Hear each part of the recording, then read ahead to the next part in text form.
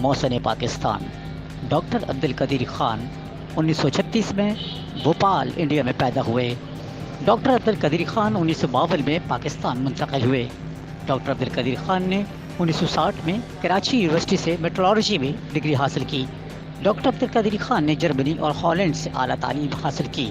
1967 میں ہالینڈ سے میٹرولوجی میں ماسٹر اور 1972 میں بیلجیم سے پی ایچ ڈی کی ڈگری حاصل کی۔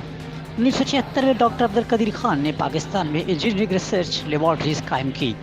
1981 میں لیبارٹری کا نام doctor A Q Khan research laboratory رکھا گیا۔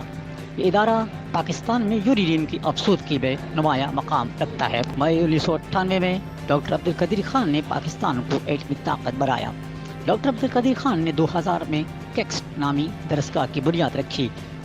ڈاکٹر عبدالقدیر خان کو 1996 اور 1999 میں نشان امتیاز سے نوازا گیا۔ ڈاکٹر عبدالقدیر خان کو 1989 میں ہلال امتیاز سے نوازا گیا۔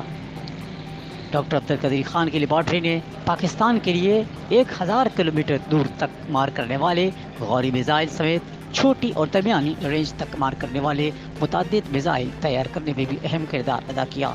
اس ادارے نے 25 کلومیٹر تک مار کرنے والے multi barrel rockets launchers, laser range finder, laser threat sensor, digital goniometers, remote control mine exploder, tank شکن گن سمیت پاک فوج کے لیے جدید دفاعی آلات کے علاوہ ٹیکسٹائل اور دیگر صنعتوں کے لیے متعدد آلات بھی بنائے۔ ڈاکٹر عبدالقدیر خان کی عمر 86 برس تھی۔ گزشتہ کچھ عرصوں سے وہ پھیپھڑوں کے مرض میں مبتلا تھے۔ گزشتہ کئی سالوں سے غیر اعلانیہ طور پر نظر بند رہنے والے محسن پاکستان کی حقیقی ہیرو ڈاکٹر عبدالقدیر خان علی صبح 6:20 پر دنیا فانی کو چھوڑ کر اپنے خالق حقیقی سے جا ملے۔ ان کی نماز جنازہ ان کی وصیت کے مطابق 10 اکتوبر 2021 کو دن 3:30 بجے شاہ فیصل مسجد اسلام آباد میں ادا کر دی گئی۔